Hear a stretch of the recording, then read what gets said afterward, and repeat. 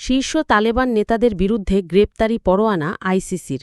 আন্তর্জাতিক অপরাধ আদালত আইসিসি মঙ্গলবার তালেবানের ২ শীর্ষ নেতার বিরুদ্ধে মানবতাবিরোধী অপরাধ, বিশেষ করে নারী ও কিশোরীদের ওপর লিঙ্গভিত্তিক নিপীড়নের অভিযোগে গ্রেপ্তারি পরোয়ানা জারি করেছে।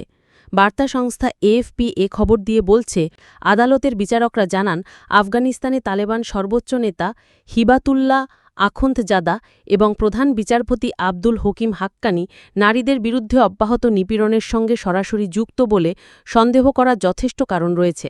আদালত বলেছে, যদিও তালেবান পুরো জনগণের ওপরই বিভিন্ন বিধিনিষেধ চাপিয়েছে, তারা নারী ও কিশোরীদের বিশেষভাবে টার্গেট করেছে শুধু নারী হওয়ার কারণে।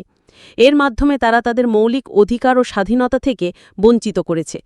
বিচারকরা আরও বলেন, তালেবান নারীদের শিক্ষা, ব্যক্তিগত গোপনীয়তা, পারিবারিক জীবন, চলাফেরায় স্বাধীনতা, মত প্রকাশের স্বাধীনতা, চিন্তা, বিবেক ও ধর্মপালনের অধিকার কঠোরভাবে হরণ করেছে। এছাড়াও যেসব মানুষ লিঙ্গ পরিচয়ের দিক থেকে তালেবানের দৃষ্টিভঙ্গির সঙ্গে অমিল, তারাও নিপীড়নের শিকার হয়েছেন। আলোচ্য অপরাধসমূহের সময়কাল হিসেবে উল্লেখ করা হয়েছে ২০২১ সালের ১৫ আগস্ট, যেদিন তালেবান ক্ষমতা দখল করে, থেকে ২০২৫ সালের ২০ জানুয়ারি পর্যন্ত। তালেবানরা যেসব বিধিনিষেধ দিয়েছে তার মধ্যে মেয়েদের মাধ্যমিক বিদ্যালয় ও নারীদের বিশ্ববিদ্যালয় শিক্ষা নিষিদ্ধ, এনজিও ও অন্যান্য সংস্থায় নারীদের কাজ নিষিদ্ধ, সরকারি চাকরি থেকেও বহিষ্কার, সৌন্দর্যচর্চা কেন্দ্র, পার্ক, ব্যায়ামাগার নারীদের জন্য বন্ধ, পুরুষ অভিভাবক ছাড়া দূরে ভ্রমণ নিষিদ্ধ, নারীদের প্রকাশ্যে গান গাওয়া, কবিতা আবৃত্তি, কণ্ঠস্বর ও দেহের প্রকাশ নিষিদ্ধ।